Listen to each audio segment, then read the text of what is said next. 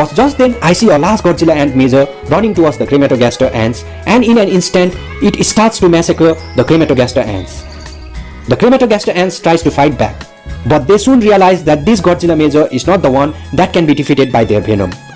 So they begin to run away, leaving the bone behind. As the Crematogaster ants begin to leave the place, some of the Godzilla ants begin to come towards the bone, while the rest of the Godzilla ants begin to attack the Crematogaster ants, running away with the smaller pieces of bones. On the other side, some of the Godzilla ants are busy in breaking down the pieces of bones.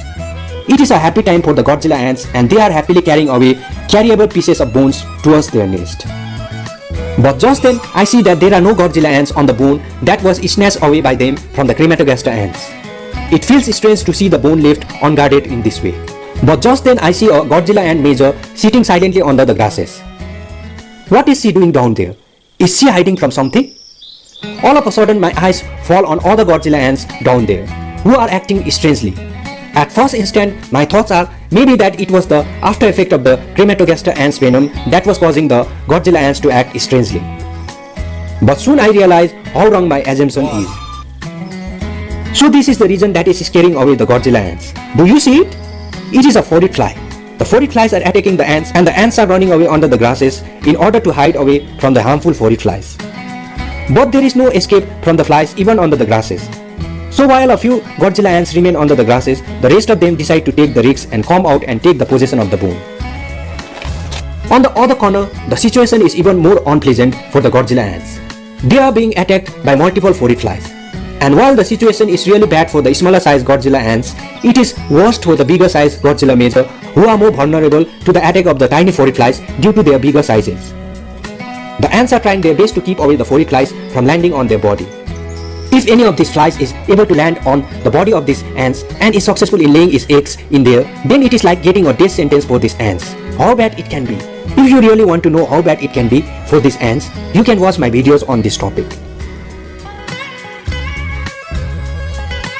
Strangely, it looks like these ants know that these Phorid flies are harmful to them, and they are trying their best to avoid them by every means. But irrespective of whatever the ants are doing, I see a few Phorid flies landing on the body of some of the ants.